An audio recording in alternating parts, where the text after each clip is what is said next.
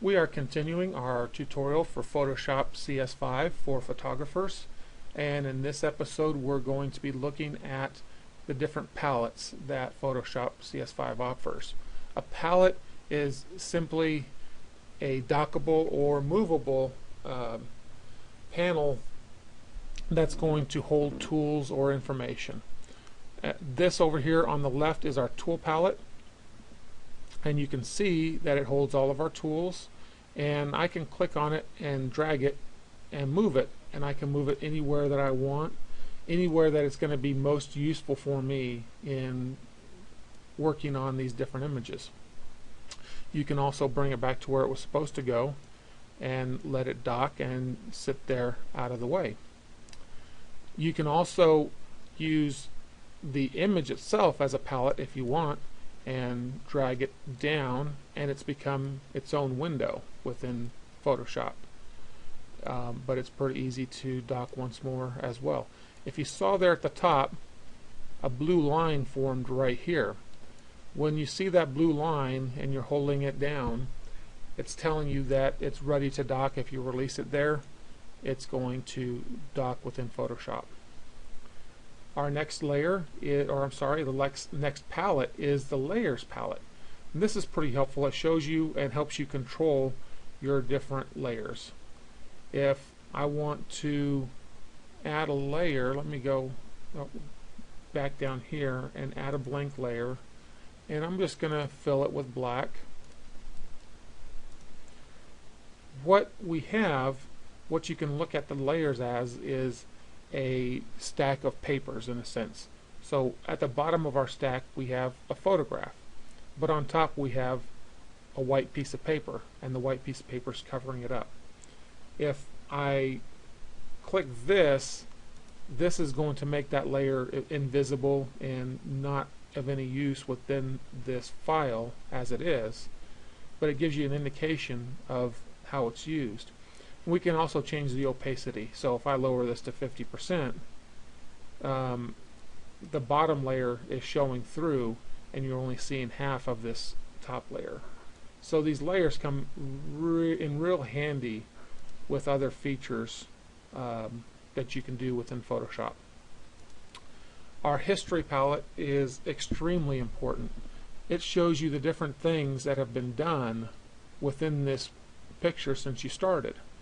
And you can easily go back and change the steps that you've taken, and it just keeps track of it.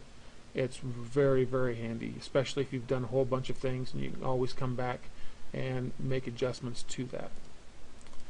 Our next is the action palette. I have a bunch of actions set up. Photoshop comes with some, but it's really simple to make your own actions for tasks that you see yourself doing over and over again. It just doesn't make sense to do them over and over again when all you need to do is set it up so that you push a button once. For example, this one, and this is telling me to flatten it, so I'll flatten it. And with one push of a button there, I have a black and white image, because that's what this button is programmed to do. So let me back here and get back to my original form of that picture. The next set of palettes are the character and paragraph, and this is related to the type tool. So when you have text, when you put text on the screen, you can use these to adjust the font size or how far apart the different characters are, the color, and all sorts of things. The next palette is our brush settings. We have a ton of settings here, and we can also simply just choose any brush size or softness that we want to use. The information palette is important. It shows us the red, green, and blue values of each pixel that we want to look at. Every pixel is determined with an amount of red, green, and blue. Those three colors mixed together give us all the colors that we have available.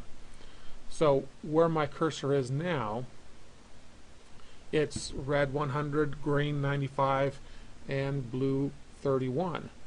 Where it becomes important for me is I like to see the skin tones, and also sometimes where things are blown out.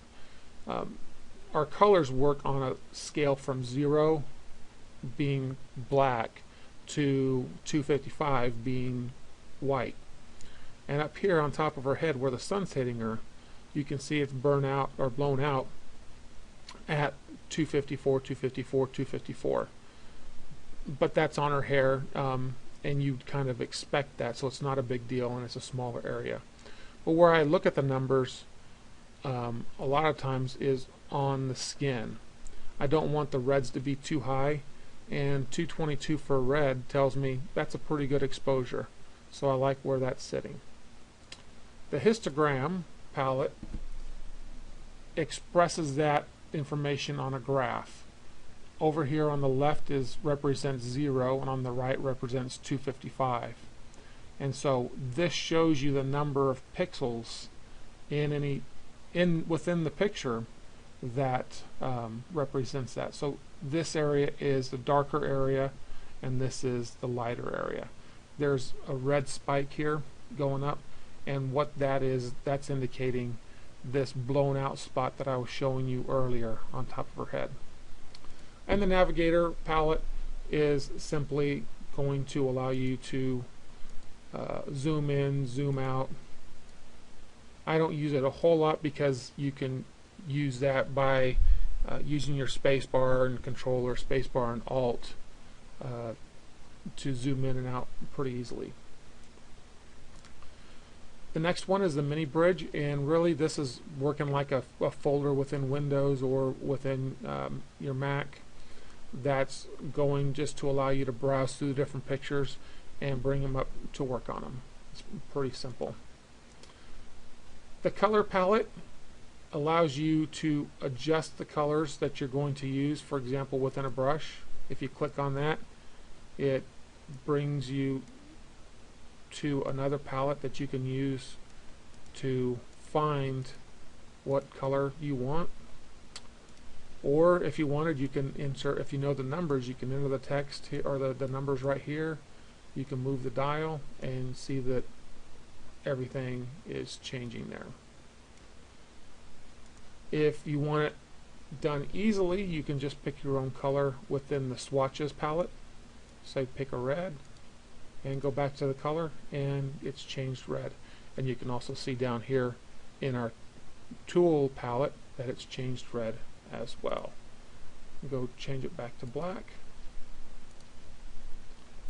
and there we go. And the last one we're going to look at for now is our adjustments palette, and this is going to allow us to easily make an adjustment into a layer. For example, curves. We brought up the curves dialog and it made a layer for it. And we will cover these adjustments in the next tutorial.